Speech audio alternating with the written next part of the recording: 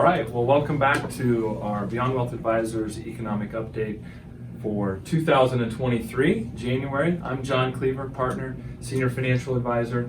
I'm Dennis Bacon, the Chief Investment Officer at Beyond Wealth Advisors. We're excited to be back for another year, I think. I'm glad we're in another year. So we flipped the calendar, we're moving forward, but let's take a minute and just look back for a second.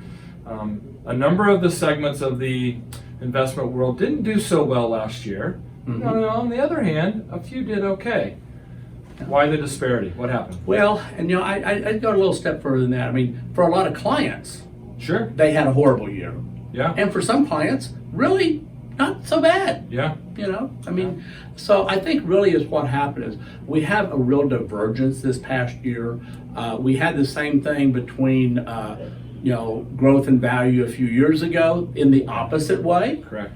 Back in 2020, we had a period where growth stocks were up 30% and value stocks were negative. Well, it's just the opposite for 2022. We actually had the large cap value stocks, and most people own a lot of large cap stocks, Right. the biggest companies in the world and stuff. Right. The large cap value stocks were only down 5%. Yeah.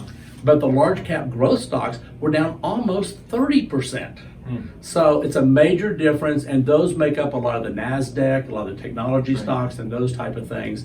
And so they were, and to compound that, and this is really for the more conservative investors, Right. the bond market was down on average 13% for the Yeah. year. And that was a recovery in the last quarter. It actually Right. recovered some in the last quarter. Right. Energy, commodities, utilities, those things were all positive for the year. So if you only were in those things, you probably had a great year. Technology, communications, real estate, not the real estate prices, but the companies who build real estate Sure. and support it, and consumer discretionary were absolutely hammered. All those were down over 25%. Right. And those are big swaths of the market. Right. So in summary, I'd say this year, if you were reaching for growth and trying to be that aggressive investor and always stay ahead of the curve, it did not pay you anything. And it certainly didn't pay you dividends, because they don't pay Right. dividends with those stocks. That's exactly So right. it was a rough year for those people who have always reached for growth. And that kind of speaks to the concept of asset allocation and don't put all your eggs in one basket. Right. Yeah, absolutely. So, all right, so let's build on that a little bit, but you mentioned bonds, so let's talk a little bit about what's happened on the bond side of things. Specifically, we've had a much more pronounced inverted yield curve, Right. and we'll go into great detail on that, but it impacts and often predicts perhaps a recession. Right. So what do you think? Did you see what's happening in that side of the market? Well, this whole interest rate thing has obviously caused major disruption in the housing market. New home loans are well over 6% now.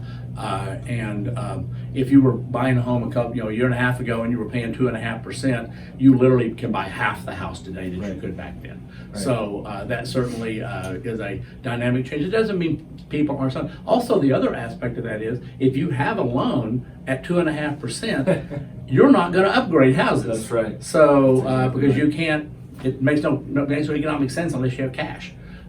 So that's kind of important. In the fourth quarter, we saw the bond market start to get a little bit more normalized. The first 3 quarters were probably the 3 worst quarters in the bond market in the history of the bond market. Right. And we started seeing these things level out and get to kind of where we think they're going to be for a while. Not for the Fed funds. The Fed is still going to continue to raise interest rates, but when we buy bonds that are 5, 6, 10, 15, 20, 30-year bonds, we're projecting them out over the long term. So now is a great time to buy bonds if you're going to do that. So the rise in interest rates is kind of a mixed bag. If you're buying and borrowing money, it's not good. Right. If you're going to invest, now you're in good shape. I mean, money market rates now are over 4%. Yeah, I was going to say you're getting rewarded Right. in a sense for being on the most conservative end of Right, that. right, Yeah. which is more traditional where we should be. So we're kind of getting a little more normalized right now. Right.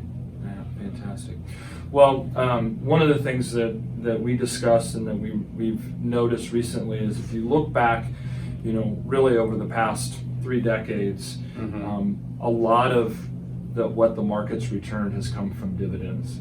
And that's good, high quality companies returning profit to their investors. And so, invested $100 30 some years ago, and it'd be worth $2,100 today, and half of it's made up of dividends. Right. It's not really a new concept, but it feels like maybe there's a spotlight getting put on that in light of what's happened the last few years. Right. So speak to that, and what does that mean in terms of maybe how we go forward, and maybe how we think about investing here in 2023. Right.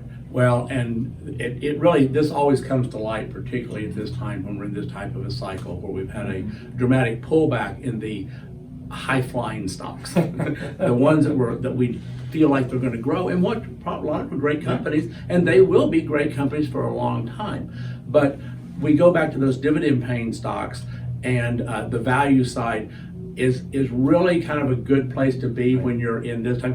Because if you're getting paid a 3 or 4% dividend on something, well, you're, as a football analogy, you're starting out on the 40 or 50-yard line. If you're going to score a touchdown, if you want 10% return, you're already on the 50-yard line. Right. And so that's a great place to be, as opposed to starting on your 1-yard line, because they don't pay that and hoping it'll grow. So right now is a great time to be there, and we don't forget that. A lot of people forget those things.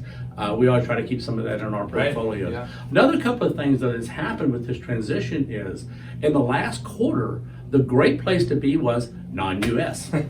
Yeah. And so part of that is the dollar. The dollar has been decreasing in value. It hit all-time record highs mid to late last year, but in the last couple of months, the international stocks have way outperformed the U.S. stocks. And so looking at those, particularly on the value side of the international market too, not the growth side, but the value side of the international. So value is kind of the word of the day until we get through, I'm going to use that R word there, until we get through what potentially, or what everybody is saying, is going to be a recession. When we get into the recession, everybody knows it's there. That's probably the time to start shifting a little bit more towards the back to growth a little bit, because those things will start to recover. A couple of places where you really kind of want to be in this next year, I think, are that value side that I talked about. Good dividend-paying stocks, not reaching for huge dividend-paying stocks, but strong companies with good dividends. Another place to be is bonds, which we've talked about. It's probably a great time to be there from a safety standpoint, and you're getting a return for it now. You can get 5-6% return on a lot of bonds that you buy.